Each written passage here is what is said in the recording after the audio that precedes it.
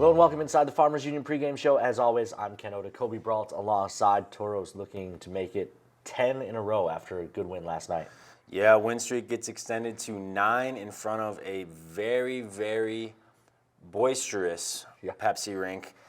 Got down early, 12 minutes into the game, but responded right away. Casey gets a goal a minute 50 after going down 1-0, and then a minute 57 after that. Joel Lettinen gives the Tauros the lead, and then never really looked back. St. Cloud tied it 2-2 right at the end of the second, but Gibbs with the buzzer beater. Yeah. It is March Madness after all. Gibbs gets the buzzer beater to restore the lead, and then Mahler right at the beginning of the third leaves no doubt, makes it 4-2. St. Cloud made a push at the end, but Tauros were able to hold them off, and like we said, extend that win streak to 9, going for the franchise record tonight of 10 wins in a row. They got here earlier this season and fell short, and it was at home that they lost that 9-game win streak, but hopefully history will not repeat itself in that way tonight. No, I thought it was a good response game from the Tauros. Probably not their best game overall, but both times St. Cloud scored early in the game, Tauros answered back, as you said. St. Cloud takes the lead. Casey and Lettinen, within 5 minutes, already have the Tauros back up. St. Cloud ties it. It was a matter of 11 seconds, right? 2 seconds left in the second period, and then 9 seconds into the third period. So if you exclude the intermission, 11 seconds of hockey, Tauros put up 2 more goals to push the lead to 2. So a good game of responses from the Tauros, and overall, that's, when you don't have your best, good teams find a way to win, and that's what the Tauros did last night. Absolutely. And got to give a quick shout out to Jacob Ingstrip getting his first North American Hockey League point last night on a beautiful assist to Casey to tie it up at 1. That was a great play. But yeah, like you said, not the prettiest win that the Tauros have had this season, but still a win nonetheless. And with 5 games remaining, there's still a lot to be settled, but the playoff picture is getting a little bit clearer every game. Certainly. Tauros still need 3 points. Either Tauros get or Bismarck misses to clinch the division. That could happen tonight if the Tauros win and Bismarck loses. And then 12 points overall still to clinch the number 1 overall seed. With 5 games left on the schedule, the Tauros can get that on their own. But they'll probably need some help along the way. And of course, as far as clinching the division goes, Bismarck, they're certainly not going away. They absolutely rolled Aberdeen last night. Shots were 49-21, and Bismarck won 7-2. So the Bobcats certainly not rolling over and just giving the division to the Tauros down the stretch here. Yeah, and I think you could positively say that both teams have yet to play their best hockey, and that's a scary thought both ways because both teams have looked very good all year. I mean, it's been, 3 or 4 overtime shootout games with the Bobcats. It's been neck and neck throughout the entire season, and setting up for a final 4 games against the Bobcats that should be a lot of fun. And then, a potential playoff matchup if we're looking down the line. Obviously, in the Central, anything can happen 1 through 4 there once it's a best of 5. But yeah, 2 very, very good hockey teams. The one that gets to play right behind us every night, and the one down at the VFW. Both teams looking great lately. In fact, let's take a look at the updated Central Division standings. Tauros still at the top, 85 points. Bismarck still 7 points back with, again, 4 games to play, so just 8 points left on the schedule. Aberdeen, 61 points. They hold steady after losing to Bismarck last night. Austin picks up a win over North Iowa in what looks like was a pretty wild game down there. And that means St. Cloud, who was tied with Austin, now 2 points back. The good news, if you're a St. Cloud fan, is you do have North Iowa next weekend. Of course, you'd prefer, not to have to worry about catching up to Austin because they finish with, after North Iowa, it's the Bruins and Norsemen who go head-to-head that final weekend of the regular season.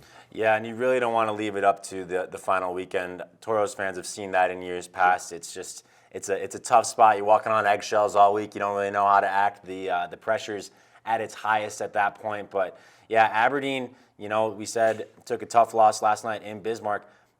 Austin's now just 2 points away from that 3 seed. Yeah. So a win in North Iowa tonight for Austin, and then a loss by Aberdeen tonight, and all of a sudden that 3 spot, 3 and 4 are tied right there. So yeah, St. Cloud, which also puts a ton of pressure on St. Cloud, right? Now, if St. Cloud can't come out of here with points tonight, and Austin jumps Aberdeen. Now St. Cloud's looking at being 4 points back of both teams they're chasing.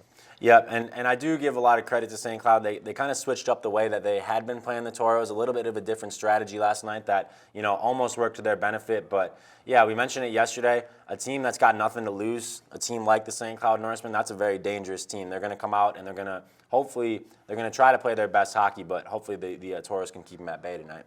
Let's take a look at the updated Noodles numbers after last night's contest. Tauros goals per game ticks up by 1/100th of a goal.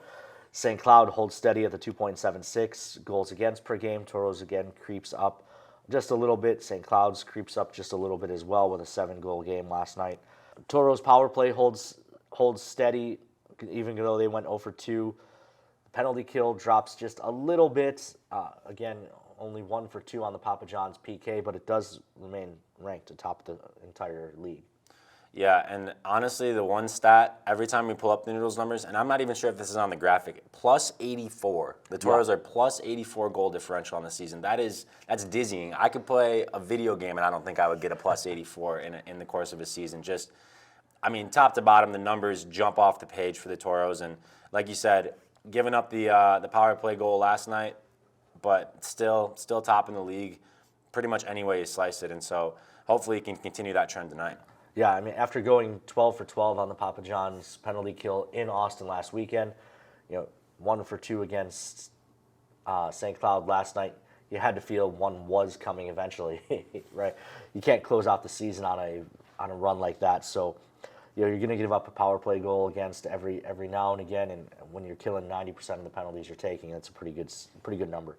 Absolutely, could not agree more, Ken.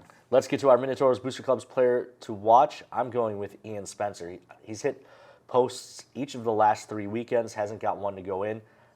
I'm expecting to see that. He also has 6 helpers over the last 9 games. And most importantly, the last time the Tauros played the Norsemen, he had 2 goals and 3 assists on the weekend, was the Central Division Star of the Week. So Spence, I thought he looked good last night, and we know he's had success against the Norsemen. Absolutely, and he's due for one. The 3 posts, that's just the game of hockey. It's a game of inches for sure. I'm going with Coby Bear. He's got 4 goals in his last 10. But talking about that last weekend set versus St. Cloud, he had a goal and 2 assists in that weekend. Obviously got outdone by Spence there, getting the Central Star of the Week. But thought Bear looked good last night, and looking for him to pop one tonight. Maybe a couple of helpers to go with it. That'll bring us to our home key group keys to the game. I'll kick this off. Tauros need to find a way. We talked about it at the top. Good teams find a way to win games when they don't have their best stuff. Last night, that's exactly what the Tauros did. They did it last Friday as well. Bounced back with a big win on Saturday. Yeah, and like we said, not the prettiest win last night, but 2 points are 2 points, And piggybacking off of that, I'm going clean exits. There were a bit too many defensive zone turnovers last night. I look for the Tauros to clean that up. Everyone's a student of the game on this team. There's a lot of film that happens in between each individual game itself. So I'd expect Coach Campbell to kind of get on the defensive zone turnovers and clean that up for tonight. And then for me, the third key to the game is getting pressure. Tauros didn't have a lot of sustained pressure last night. When they did, it was in the first period. That's when they got their 2 goals that weren't on the rush like the second 2. So I would like to see more pressure from the Tauros down the stretch here. Yeah, and a bit of a trend we've seen the last few weekends now. Shots were 30-30. We're not really seeing the same. About a month ago, they were leaning on teams. They were out shooting them almost 2-1, and kind of haven't seen that. Obviously, it's the back end of the season, so a bit to be expected, some tired legs. But yeah, definitely some more pressure would do the Tauros well tonight. That'll bring us to our interactive games. You can play along with the Tauros Hockey mobile app. Download it now from the Google Play Store, Apple App Store, and get your guesses in. Coby, you promised the fans for Fan Appreciation Weekend 3 winners last night. You didn't deliver, so you got to do it tonight. Tonight's the night. The Tauros defenseman goals, I set the number at 0.5. 2 Tauros defensemen scored last night. 2 last night. Yeah, I'm going over here. I think watch out for Coby Volk. He's usually the D-man that does most of the scoring, but I think Volk or Noxie could pop one tonight, so I'm taking the over on that one. Total special teams goals. It doesn't matter which team scores. St. Cloud had a power play goal. Will we see another power play goal tonight? Tauros are the top-ranked kill, and the Norsemen have the 3rd-ranked kill in the league. That's a good question, Ken. The officiating last night, not bad by any stretch of the imagination, but definitely we had the let them play mentality for sure. Only 4 total power play opportunities between both teams. So I'm going to go with the under there. I think it's going to be a physical game, but a game that doesn't see many opportunities. And then Tauros goals allowed, 2.5. Tauros been giving up less than 2 goals a game. Gave up 3 last night. Averages would say that they're going to go under, but where are you leaning tonight? I'm going to go with the averages. I'm saying under on that one as well. I'm not an under guy usually, but I think that it's going to be a low-scoring affair. I think 2.5 is a bit high there, so I'm going with the under. All right, and that'll bring us to our McDonald's Tauros trivia question, and this is going to be a tough one for you, Coby. Fan Appreciation Weekend here in the Magic City. McDonald's Tauros trivia question: which team has the best fans in the NAHL? Your choice is Aberdeen, Bismarck, Minot, or St. Cloud. And honestly, Ken, you made this one a little bit too easy in the sense that we might have the best fans in the entire country. Any league, any level, best fans in hockey might be right here in the Magic City. I'm going to go with the clear choice. Like I said, when in doubt, you guess C. We're going with Minot. All right, well, fans, you get your guess in, a chance to win a free lunch from our friends at Dakota Drive McDonald's. That'll do it for the Farmers Union pregame show. For Coby Brault, I'm Canota. Time to turn it over to Josh Carlock. It's nice. Player introduction.